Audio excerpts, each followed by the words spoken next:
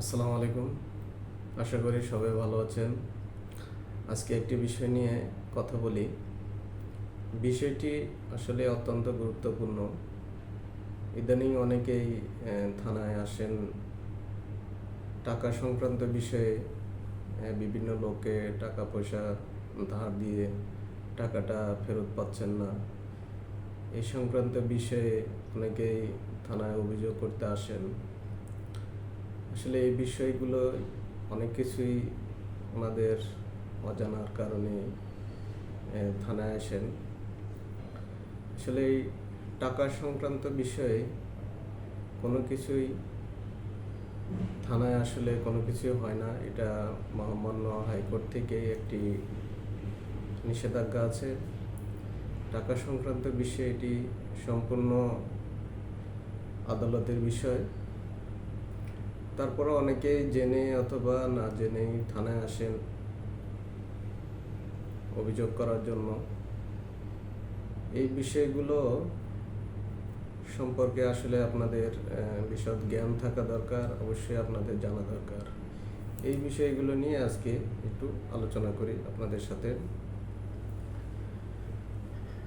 আপনারা অনেকেই টাকা পয়সা উদ্ধারের জন্য থানায় এসে একটা অভিযোগ করে টাকাটা উদ্ধারের চেষ্টা করে থাকেন। আসলে এই অভিযোগের মাধ্যমে টাকা উদ্ধার করা আসলেই সম্ভব হয়ে ওঠে না, কারণ এটি থানা পুলিশের এখতিয়ারে পড়ে না, এটি সম্পূর্ণ আদালতের বিষয়।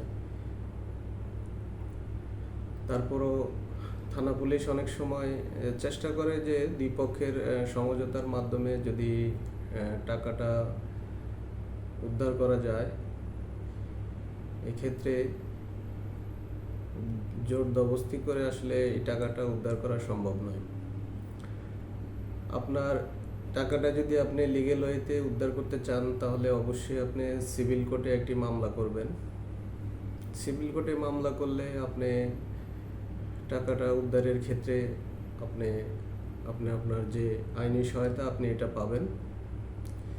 তো এই ক্ষেত্রে আপনি যাকে টাকা ধার দিয়েছেন তার কাছ থেকে কি ডকুমেন্ট নিয়েছেন, এই কাগজপত্রগুলো আপনি আদালতে দাখিল করতে হবে।